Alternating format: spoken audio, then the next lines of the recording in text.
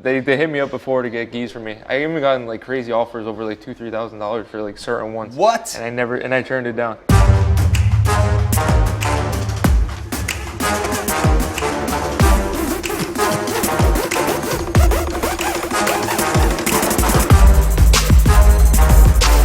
Hi, I'm Howell T. Welcome to the mat. Jiu-jitsu can sometimes be a dirty business. We're always looking for the cleanest technique. Today's guest knows all about staying fresh. Grappling superstar, Dillon Danis.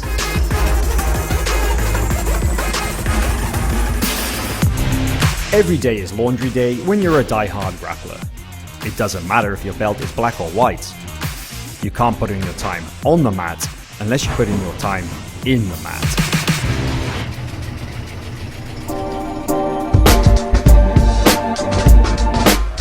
What's up, Dillon? What's up, man? How you doing? Good to see you. So you just got done training? Yeah. Awesome, man. So here we are, Williamsburg, Brooklyn. Probably the most hipster laundromat I ever been in. Nicest laundromat I've ever seen. So, right? Yeah. Okay. You got your gi. What you got today? Got my short roll gi, the best brand in the market. Yeah, you're a fan. How long have you been sponsored by these guys? So since I was 19, when I was a kid, all I ever wanted to be was like sponsored by Short Roll. All the guys that were sponsored, I used to like watch their videos and stuff. So sometimes it's cool to look back and then see those little things. You made it, huh? Yeah, I made it in the gi game. Are you one of those guys who washes his belt, or are you like? No, that's like the #1 rule. You don't wash your belt. I feel like that has everything in it, like the sweat, the blood, tears, power. Yeah, everything. And apparently a black belt was made from a guy that had a white belt and he never washed it and it turned black, so that's like how the black belt came around. But yeah, I feel like never wash your belt. I hate that people do that. I think it's, I don't know, it kind of messes up the spirit of jiu-jitsu for me, at least I feel like. Pink your color? I like pink. I think pink's cool. A lot of people don't really rock pink, but I think it's a fucking sick color, so.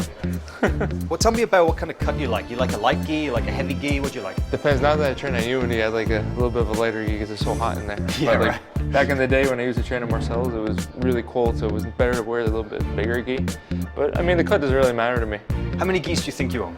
Since I've been sponsored by Short Roll, man, a lot. You and I never sell them. You never sell your gis? I never sold a gi in my life. Wow. Yeah, I collect them. There's like an art to it. It's kind of like shoe collecting or something like that. So like all those showy bro collectors online, those guys, you know, they're kind of hoarding all those gis and stuff. They get like a wet dream if they saw your closet, right? Yeah, trust me. They hit me up before to get gis for me. I even gotten like crazy offers over like $2,000-$3,000 for like certain ones. What? And I turned it down. It's close. I was close, but I did. $2,000-$3,000 for a gi? That's insane. Yeah, but I mean, at the end of the day, it's like I'd rather just collect them and do what I like instead of selling them for money. You know what I mean? It's not about the money. It's very hipster, so there's a lot of weird options. So what do we do? Spa towels, sportswear. Let's go with sportswear. So how often do you find yourself having to wash blood out of those gis? Every day. Every day. Every day is a war where I train. Or since I was a kid, that's how it was. It's either you be killed or killed. So.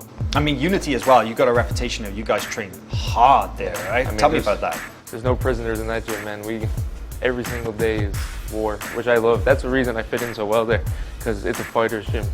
And there's no bullshit. It's just you come in and you fight. So yeah, from blue to black belt, everybody's a killer. Yeah, everybody's a killer. Everybody's a world champion. They're won something, and you know, so they're all fucking animals. There, I love it.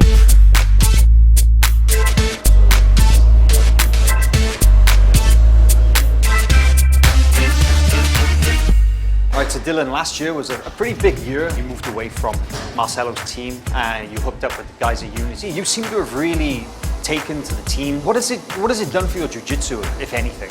Brought back a little bit more of that grit. There's so many hungry killers in there, you know. Sometimes you get a little bit away from that when you get a little bit older or stuff like that. And I kind of like it. I like being around them.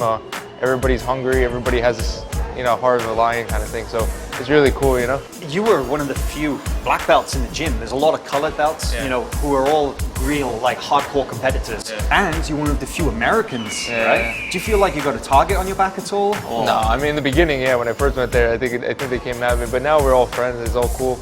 I actually fought, I think, 4 of the guys that are in the gym, or like compete against. So it's kind of cool. It's a little weird, but we all get along. It's really cool.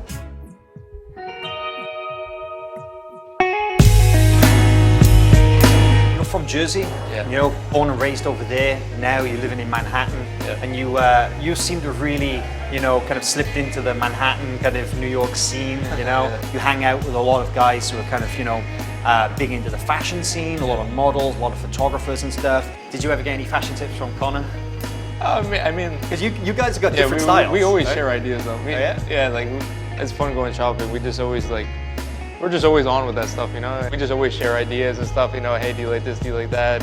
Because I've never seen you in a handmade, custom tailored suit. Yeah, not yet. One day though. One day. yeah? I do like that stuff. I do. Jiu-jitsu is not very a glamorous lifestyle, you know. It's a lot of hard work and. I don't know. Yours looks pretty glamorous. Yeah, but I'm trying to change it. My goal is to bring jiu-jitsu to the mainstream one day, you know, and I try to use my platform to do that, you know, even like me doing modeling, anything like that, you know. So I just always want to bring the limelight to my sport. Another thing that you're known for is I always see people talking shit, all right, on your social media, okay? Yeah. Kind of goes with the territory, right? But one thing that people never talk shit on is your tattoos, right? Yeah. I see people say that all the time, man, Dillon, like, fuck that guy, but kid's got cool tattoos, right? So you got some pretty cool stories about actually how you got some of those. Like, Yeah. you went to Japan to get one, is that right? Yeah, I got one in Japan, and then the guy that on my whole sleeve is like the master Horotoshi's student, so it's like all very traditional and has a real meaning to it. I'd like to do Tabori because I think it's cool. It's like the old school way, you know. So that's the one where they like tap in the stick and stuff? They get like the Japanese gangsters used to get it that way, so I think that's like a cool story for me. In Japan, I guess when they die, they keep like the ink on, like they'll remove it and they'll They have take it. the skin off. Yeah. So when in the place that I got the tattoo, the guy was like, "Oh, that's a guitar," and like I had the guy's back piece on the guitar. What, they framed it or Yeah, something? it was like took framed it off? guitar with the guy's back piece on it. And I was like, this is gnarly. And I was just like getting tattooed as like a little like dojo. It was really cool, man. Well, it looks like the key's done. Should we take it out of the machine? Let's do it.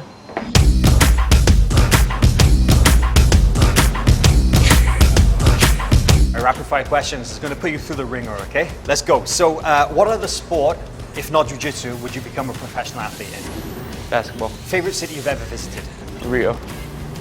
Or Tokyo. 2. If you could visit any country in the world, where would you go?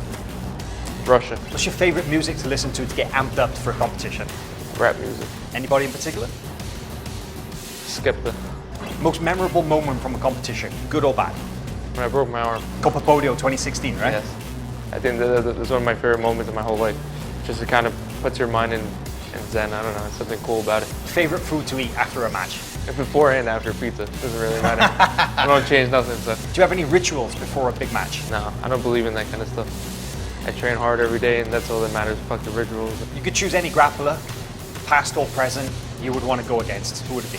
Well, that's a cool question. It has to be like, can it be MMA or is it in jiu-jitsu? Anybody. I would like to fight like Mark Kerr in his prime. I would just want to see what he felt like. Just to kind of, I don't know, that would be really cool. The toughest guy you ever faced in competition? I would say Leandro Lo. I fought him twice and I think he's the toughest guy I've ever fought. Which rematch do you want more than any other? Probably Gordon Ryan. Yeah, I think, I believe I won that match and I think that's the rematch I won.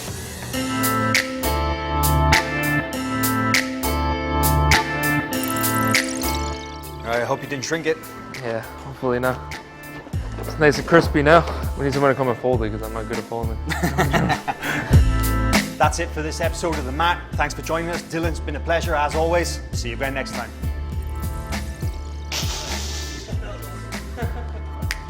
Ooh.